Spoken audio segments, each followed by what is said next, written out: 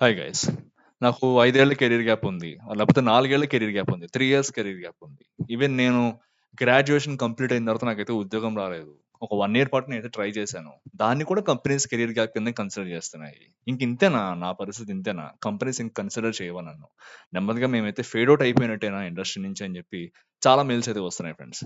నాకు హానెస్ట్‌గా చెప్పాలంటే మీ అందరికీ గూడా ఇండియాలోనే ఎక్కువ మోస్ట్ ఆఫ్ ద కంపెనీస్ ఈ విధంగా బిహేవ్ చేస్తాయి. ఎక్కడ కూడా కెరీర్ గ్యాప్ అనేది అంటే ఒక లెజిటిమేట్ రీజన్ ఉంటే కెరీర్ గ్యాప్ అనేదాన్ని ఎక్కడ కూడా నాకు తెలిసినంత వరకు కూడా ఎవరు అంత పెద్ద భూతంలాగా అదో పెద్ద రీజన్ లాగా ఎవరు చూడరనమాట.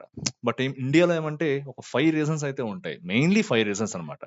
సో, కెరీర్ గ్యాప్ ఉన్న వాళ్ళని కంపెనీస్ ఎందుకు కన్సిడర్ చేయవు? అట్‌లీస్ట్ వాళ్ళకి ఫోన్ చేసి వాళ్ళ డీటెయిల్స్ తీసుకొని మీకేమొచ్చు? మీరేం అప్‌స్కిల్ అయ్యారు? మీరొచ్చారంటే మిమ్మల్ని తీసుకున్నామంటే ఏ విధంగా రిలవెంట్‌గా ఉంటుంది మీ యొక్క ఎక్స్‌పీరియన్స్ మా కంపెనీకి అని చెప్పి మినిమమ్ ఎందుకు కన్సిడర్ చేయరు అంటే 5 రీజన్స్ ఉంటాయి ఫ్రెండ్స్ దానికి ఎక్కువ. సో, ఇందులో ఫిఫ్త్ రీజన్ వచ్చేసి వెరీ, వెరీ ఇంపార్టెంట్ అనమాట. సో, అదేంటో ఒకసారి చెప్పడానికి ట్రై చేస్తాను మీకు. ఫస్ట్ వచ్చేసి స్కిల్ స్టాగ్నేషన్. సో, కంపెనీస్ ఏమనుకుంటాయంటే రిక్రూటర్స్ కానీ ఏమనుకుంటారంటే వాటెవర్ రీజన్ ఏ రీజన్ వల్లన్నా కెరీర్ గ్యాప్ అవ్వనివ్వండి. మీరు ఇదివరకు కంపెనీలో ఏదైనా ఒక సంథింగ్ ఇష్యూ జరిగి మిమ్మల్ని తీసేయనివ్వండి. లేకపోతే ఏదైనా ఇష్యూ ఫ్యామిలీ ఇష్యూస్ ఉండనివ్వండి. లేకపోతే హెల్త్ ఇష్యూస్ అవ్వనివ్వండి. లేకపోతే కెరీర్ గ్యాప్ మీకు ఎడ్యుకేషన్ ద్వారా వచ్చింది. లేకపోతే ఎడ్యుకేషన్ ద్వారా వస్తది ఎందుకంటే ఎడ్యుకేషన్ ద్వారా వచ్చిందంటే మీరు మళ్ళా ఆ ఎడ్యుకేషన్ కంప్లీట్ అయిన తర్వాత చెప్పుకోవచ్చు. లేకపోతే క్యాంపస్ ప్లేస్‌మెంట్ ట్రై చేసుకోవచ్చు. సో, అది ఫైన్. అలా కాకుండా ఇంట్లో ఎవరికైనా హెల్త్ బాలేదు. ఈ విధంగా లేకపోతే మీకే సంథింగ్ ఏదో బాలేదు. కొద్దిగా కెరీర్ గ్యాప్ వచ్చింది. పర్సనల్ ఇష్యూస్ ఉన్నాయి. లొకేషన్ చేంజ్ అయ్యారు. ఇటువంటి వాటి వల్ల వీళ్ళేమనుకుంటారంటే మీ యొక్క స్కిల్స్ అనేవి పాతబడిపోయాయి. సో, వీళ్ళు ప్రెజెంట్ మార్కెట్‌లో ఉన్న ట్రెండింగ్ టెక్నాలజీస్‌తో రిలవెంట్‌గా లేరు. మనం గనక తీసుకున్నామంటే యాస్ ఆఫ్ నౌ మన కంపెనీలో నడుస్తున్న ప్రాజెక్ట్స్‌కైతే వీళ్ళని మనం తీసుకోలేమని చెప్పి ఒక మైండ్‌లో ఒకటి ఫిక్స్ అయిపోతారు వాళ్ళు. చాలా ఎంప్లాయీస్ ఈ విధంగా ఉంటారనమాట. సో, వాళ్ళనైతే తీసుకున్నామంటే మళ్ళా అన్నెసెసరీగా వీళ్ళకన్నీ మనం నేర్పించాలి. ఫ్రమ్ స్క్రాచ్ అయితే నేర్పించాలి. దానికన్నా ఆల్రెడీ ఎవరైతే ఈ విధంగా రెడీగా అవైలబుల్‌గా ఉన్నారో మారడానికి, ఎవరైతే ఆల్రెడీ వర్కింగ్‌లో ఉన్నారో వాళ్ళనైతే ఎక్కువ తీసుకుందాం అని చెప్పి ఎప్పుడైతే ఇలా కెరీర్ గ్యాప ఉన్నవాళ్ళో లేకపోతే మామూలుగా రెగ్యులర్ ఎంప్లాయీస్ అంటే ఎటువంటి కెరీర్ గ్యాప్ లేకుండా ఉన్నారని చెప్పి వాళ్ళు ఒక డెసిషన్ తీసుకోవాల్సొచ్చినప్పుడు వీళ్ళ వైపే వెళ్తుంటారనమాట. ఇర్రెస్పెక్టివ్ ఆఫ్ కెరీర్ గ్యాప్ ఉన్న వాళ్ళకి ఎంత టాలెంట్ ఉన్నా, ఎంత స్కిల్ ఉన్నా సరే వీళ్ళ ఒక మైండ్ సెట్ అలానే వెళ్ళిపోతుందనమాట. సో, ఇది first point friends. Skill stagnation.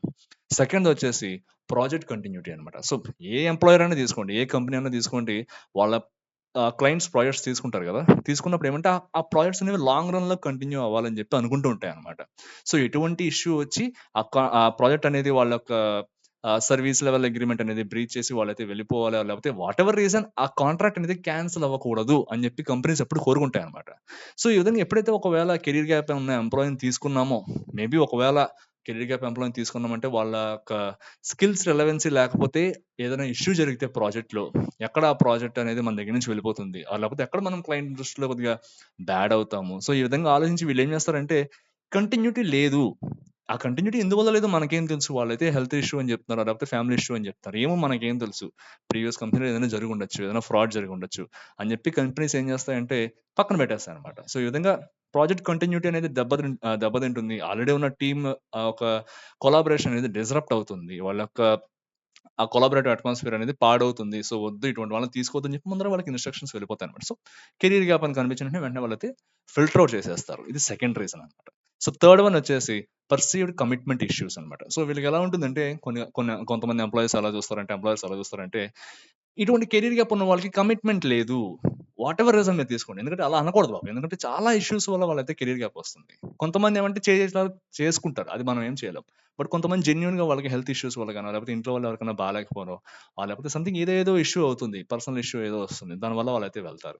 So, but ఎవరైతే ఈ విధంగా కొన్ని ఫ్రాడ్స్ చేసి లేకపోతే కొంత క్లయింట్ దగ్గర కొద్దిగా బ్యాడ్ నేమ్ తెచ్చుకొని ఎవరైతే మళ్ళా బయట ఆపర్చునిటీస్ గురించి వెయిట్ చేస్తూ ఉంటారో, కంపెనీస్ ఎప్పుడు కూడా ఎక్కువ మనమన్నా సరే ఎక్కువ నెగటివిటీ వైపు ఎక్కువ అట్రాక్ట్ అవుతూ ఉంటాం కదా! సో, నెగెటివ్ సినారియోసే ఎక్కువ ఊహించుకుంటూ ఉంటాం. మన హ్యూమన్ సైకాలజీ అది. ఏదైనా ఒక పాజిటివ్ థింగ్, నెగెటివ్ థింగ్ అవుతుందంటే మన మైండ్ ఎక్కువ నెగెటివ్ గురించి ఆలోచిస్తూ ఉంటుంది కదా! సో, వీళ్ళు కూడా ఏం చేస్తారంటే మేబీ వీళ్ళు కూడా ఎటువంటి ఆహ్, కమిట్మెంట్ అంత సరిగ్గా ఇవ్వలేరేమో వీళ్ళు కూడా ప్రాజెక్ట్‌లో. ఎందుకంటే ప్రీవియస్‌గా వీళ్ళు ఒక కంపెనీలో పనిచేసి ఉంటారు. ఏదో ఇష్యూ వచ్చుంటుంది. సో, దానికైతే కరెక్ట్‌గా కమిట్మెంట్ ఇవ్వలేక వీళ్ళైతే బయటకొచ్చేసారు. మనం గనక వీళ్ళని మళ్ళీ ఇప్పుడు తీసుకున్నామంటే మళ్ళా ఏదైనా కమిట్మెంట్ ఇష్యూస్ వస్తాయేమో, వీళ్ళంతా కేపబుల్ కాదేమో, కమిటెడ్‌గా ఉండరేమో ప్రాజెక్ట్‌కి. మళ్ళా ఏదో ఇష్యూ వస్తుంది, మళ్ళీ వెళ్ళిపోతారు అన్న ఆలోచనతోనే వీళ్ళు ఆలోచిస్తూ ఉంటారనమాట. సో, ఎందుకొచ్చింది ఇంతవరకు డిస్కషన్ ఫస్ట్‌లోనే తీసేస్తే వదిలిపోలేదే అని చెప్పి వీళ్ళు మళ్ళా పక్కన పెట్టేస్తూ ఉంటారు. ఇది థర్డ్ రీజన్. ఇది కొద్దిగా బాధాకరమైన విషయం. బట్ మనం ఏం చేయలేమనమాట ఇది కూడా. సో, ఈ కమిట్మెంట్ వీళ్ళు ఇవ్వగలుగుతారా లేదా? ఆల్రెడీ వీళ్ళ హిస్టరీలో ఈ విధమైనటువంటి ఒక కెరియర్ గ్యాప్ అనేది ఉంది. సో, మళ్ళా మనం చేసామంటే మళ్ళీ ఈ విధంగానే చేస్తారేమో, ఎందుకొచ్చింది అని చెప్పి కమిట్మెంట్ ఇవ్వలేరు వీళ్ళు ప్రాజెక్ట్‌కి. లేకపోతే మనం అనుకున్నటువంటి ఎక్స్‌పెక్టేషన్స్ వీళ్ళైతే మీట్ అవ్వలేరు అని చెప్పి పక్కన పెట్టడానికి ట్రై చేస్తారనమాట. ఇది third one. And fourth one వచ్చేసి రిస్క్ అవర్షన్ అనమాట. సో, పైన మనం చెప్పుకున్నాం కదా! ఈ విధమైనటువంటి చాలా రీజన్స్ ఉంటాయని చెప్పి. సో, మనం అనుకున్నాం కదా! ఎక్కడైతే నెగెటివ్‌గా ఎక్కువ ఉంటారు, నెగెటివ్ సినారియోస్ ఎక్కువ ఆలోచిస్తారని చెప్పి.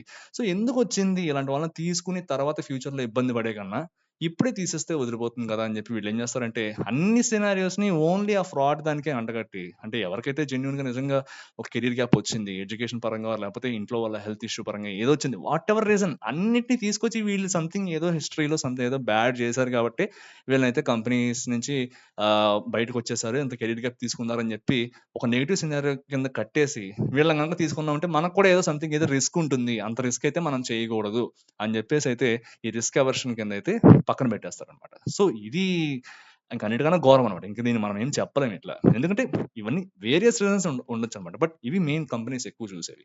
ఇంకా లాస్ట్ ఫార్‌మోస్ట్ ఇంపార్టెంట్ థింగ్ ఏంటంటే competitive job market in India. మీరు ఆలోచించండి ఒకసారి.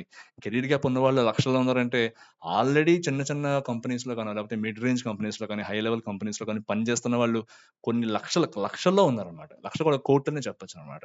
సో, అంతమంది కాంపిటీషన్ ఉన్న మార్కెట్‌లో మీరే ఆలోచించండి ఒకసారి. ఒక రిక్రూటర్ గనక ఒక సపోజ్ ఏదైనా ఒక ఏటీఎస్ టూల్ ఓపెన్ చేసి ఫిల్టర్స్ అప్లై చేయాలంటే ఫస్ట్ ఏం చేస్తారంటే, వీళ్ళకి ఆల్రెడీ కంటిన్యూయస్‌గా కెరియర్ బిల్డప్ చేసుకుంటూ వెళ్తున్న ఎంప్లాయీస్ కొన్ని లక్షల్లో ఉన్నప్పుడు ఈ కెరియర్ గ్యాప్ వాళ్ళని ఎక్కువ పట్టించుకోరనమాట. సో, మెయిన్ థింగ్ ఇదే ఫిఫ్త్‌ది. సో, పై రీజన్స్ ఎక్కడన్నా అవ్వచ్చు. ఒక 90లో 100లో ఒక 90 ఆహ్, ఒక మన పర్సెంటేజ్ గనక తీసుకున్నామంటే 90% ఈ ఫిఫ్త్ రీజన్ ఉంటదన్నమాట. 10% వచ్చేసి పై రీజన్స్ ఉంటాయన్నమాట. సో, మెయిన్ థింగ్ ఇదే అన్నమాట. సో, ఎందుకంటే అబండెంట్ ఆఫ్ రిసోర్సెస్ అయితే బయటున్నారు పని జేయడానికి. సో, ఆ కాంపిటీషన్‌లో వీళ్ళు కనబడరన్నమాట. సో, ఇందువల్ల మనకు ఆల్రెడీ కంటిన్యూయస్‌గా కెరియర్‌లో సాగుతున్న వాళ్ళు చాలా మంది ఉన్నారు కదా! ఎటువంటి కెరియర్ గ్యాప్స్ లేకుండా. సో, వీళ్ళు ఆల్రెడీ రెలెవెంట్‌గా ఉన్నారు. సో, వీళ్ళని తీసుకుంటే సరిపోతుంది. వాళ్ళనెందుకని జెప్పేసి వాళ్ళు మొత్తానికే పక్కన పెట్టేయడం జరుగుతుందన్నమాట. ఎంత వీళ్ళకి స్కిల్స్ ఉండేవండి, ఎంత వీళ్ళు రెలెవెంట్‌గా అప్‌డేట్ అవుతుండేవాడిని, ఎంత వీళ్ళు జెన్యూన్‌గా ట్రై చేస్తున్నామన్నా, ఏం చేసినా సరే వాళ్ళనైతే కన్సిడర్ చేయవు కొన్ని కంపెనీస్ అన్నమాట. బట్ ఇది అన్ని కేసెస్‌లో కాదు. అన్ని కంపెనీస్ లేకపోతే అంతమంది ఎంప్లాయర్స్ ఆ విధంగా ఉండరు. కొంతమంది ఏమంటే they always choose skills than this career gap అన్నమాట. సో, అందుకే నేను చెప్పే ప్రతి వీడియోలో ఆల్‌మోస్ట్ ఎవ్రీ వీడియోలో నేను చెప్పేదేమంటే, మీరు రిలవెంట్ స్కిల్స్ కనుక అక్వైర్ చేసుకున్నారంటే, ఈ కెరియర్ గ్యాప్ అనే చిన్న గీతని మీ యొక్క స్కిల్స్ అనే ఒక పెద్ద గీతతోటి మీరు దీన్నైతే చిన్నగా చేసేయొచ్చనమాట. సో, 2 ఇదొక బ్లాక్ మార్క్‌లా ఉండిపోయిందనుకుంటే మీ కెరియర్‌లో ఈ ఈ యొక్క కెరియర్ గ్యాప్ అనేది. ఈ కెరియర్ గ్యాప్ అనే ఈ చిన్న గీతని మీరు మీ యొక్క స్కిల్స్ ద్వారా పెద్దగా అయితే దీన్నైతే చాలా చిన్నది చేసి చూపించొచ్చు. సో, అప్పుడు హెచ్ఆర్ పట్టించుకోడనమాట. ఓకే. వీళ్ళైతే ఖచ్చితంగా స్టాండ్ ఔట్ అవ్వాలని చూస్తున్నారు. So, there is a chance అనమాట. మనకొక ఛాన్స్ ఇద్దాం అని చెప్పి కొంతమంది ఎంప్లాయీస్ అయితే అనుకుంటారనమాట. But most of the employees ఎవరైతే ఎక్కువ ఎంఎన్‌సి కంపెనీస్ ఎవరైతే ఉంటాయో వాళ్ళు ఎక్కువ కన్సిడర్ చేయరనమాట. ఇవి మెయిన్ రీజన్స్ ఫ్రెండ్స్ ఎప్పుడు కూడా. బట్ అల్టిమేట్‌గా మనం ఎప్పుడు చెప్పుకునేది ఒకటే. మీరైతే ఎప్పుడు కూడా డిసప్పాయింట్ అవ్వద్దు. ఖచ్చితంగా ఎవరైతే నిజంగా హానెస్ట్‌గా ట్రై చేస్తున్నారో వాళ్ళకైతే డెఫినిట్‌గా ఆపర్చునిటీ వస్తుంది. అండ్ నా ఎండ్ నుంచి నేను కూడా ఏమంటే ఏమైనా జెన్యూన్ ప్లాట్‌ఫార్మ్స్ ఉన్నాయా? ఇటువంటి ఎవరైనా ప్రొవైడ్ చేస్తున్నారా? ఎవరికైనా నిజంగా ఉంది. ఏమైనా సంథింగ్ ఏదైనా నేర్చుకుంటే అవుతుందని చెప్పి నా ఎండ్ నుంచి నేను కూడా రీసెర్చ్ చేయడానికి అయితే ట్రై చేస్తాను. సో, నాకు తెలిసిందంటే నేనైతే ఖచ్చితంగా మీ ముందుకైతే తీసుకొస్తాను. అండ్ మీకేమైనా తెలుసు లేకపోతే మీ జర్నీ ఏంటి? మీరెలా చేస్తున్నారు? ఏ విధంగా మీరు సర్వైవ్ అవుతున్నారు? ఏ విధంగా మీరైతే ఆపర్చునిటీస్ గురించి చూస్తున్నారు అని చెప్పి కింద కామెంట్ సెక్షన్‌లో మెన్షన్ చేయండి. ఎవరైతే ఈ విధంగా వెయిట్ చేస్తున్నారో వాళ్ళకి కూడా కొద్దిగా హెల్ప్‌ఫుల్‌గా ఉంటుంది. మీ యొక్క ఎక్స్‌పీరియన్స్‌ని గాని లేకపోతే మీరు పడుతున్న స్ట్రగుల్ గాని, ఆ స్ట్రగుల్ నుంచి మీరు బయటకి రావడానికి మీరు చేస్తున్న హార్డ్ వర్క్, మీరు స్కిల్స్ ఎలా అక్వైర్ చేసుకుంటున్నారు ఇవేమైనా ఉన్నాయంటే కింద కామెంట్ సెక్షన్‌లో మెన్షన్ చేయడానికి ట్రై చేయండి. ఎందుకంటే ఇదొక కమ్యూనిటీ. ఎవరో ఒకళ్ళకన్నా ఖచ్చితంగా అయితే యూజ్‌ఫుల్‌గా ఉంటుందన్నమాట. సో, ఈ వీడియో కొద్దిగానే మీకు నచ్చిందని అనుకుంటున్నాను. అయితే please subscribe to Chandana Pavan. Thank you very much guys. By.